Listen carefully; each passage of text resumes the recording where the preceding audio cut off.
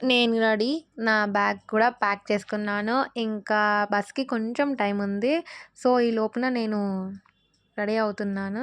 Bag మొత్తం అయిపోయింది. 2 డేస్‌కే ఇంత లగేజా అక్క అంటే, కొంచెం లగేజ్ ఎక్కువుంది.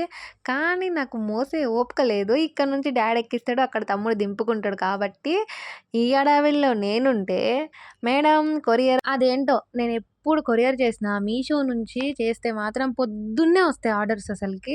ఇయాల నేను రెడీ అయినా ఆర్డరొచ్చింది. నాకెంతో ఇష్టమైన మా మమ్మీకి ఎంతో ఇష్టమైన గన్నేరు చెట్టు అదెప్పుడో కార్ట్‌లోకేసుంటే నేనే తీసుకున్నా.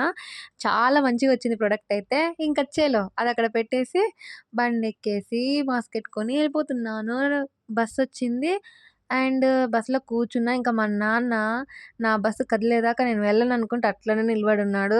మా నాన్న చెప్తున్నాడు ఫస్ట్ టైమ్ నేను వెళ్ళడం. ఇగేంటి మా ఫ్రెండ్ దగ్గరికెళ్తున్నా. ఫస్ట్ టైమ్ నేనెక్కడికైనా వెళ్ళడం. నేను హాస్టల్స్‌కి గానీ ఎక్కడికెళ్ళలేదు. మా నాన్న చెప్తున్నాడు. "ఏం కాదు అక్కడ తమ్ముడొచ్చి దింపుకుంటాడు.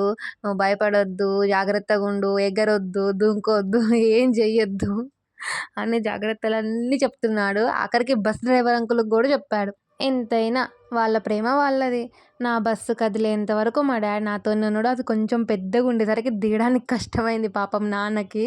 అయినా గానీ నా బస్సు ఇటొస్తుంటే బండి దగ్గరికెళ్తున్నాడు. బండేసుకొని మళ్ళొస్తా అని చెప్పుకుంటా. చూడండి నా బస్సు మా ఇంటి దాకా ఉంటది. అంటే అక్కడి నుంచి టర్న్ అవుతదనమాట. మా డ్యాడీ నన్నే ఫాలో అవ్వుకుంటూ వస్తున్నాడు. నేను మా డ్యాడీని తీస్తున్నాడు. ఎంతైనా మన అనుకున్న వ్యక్తులు మనతోనే ఉంటారు ఎప్పుడైనా సరే. కానీ పేరెంట్స్ మాత్రం సపోర్ట్ చాలా ఉంటది. ఇంక చలో 5, 6 అవర్స్ జర్నీ మనకి. ఆ తర్వాతకి రీచ్ అయిపోవాలి మనం. దిగిన తర్వాత మిగతా అప్డేట్స్ పెడతాను. వెళ్ళే దారిలో పొలాలైతే గ్రీనరీ సూపరున్నాయి అసలకి. వాటర్ చేంజ్, వెదర్ చేంజ్ అయ్యేసరికి గొంతు గూడా చేంజ్ అయిపోయింది. అట్లుంటది మనతోని. టాటా. Bye by.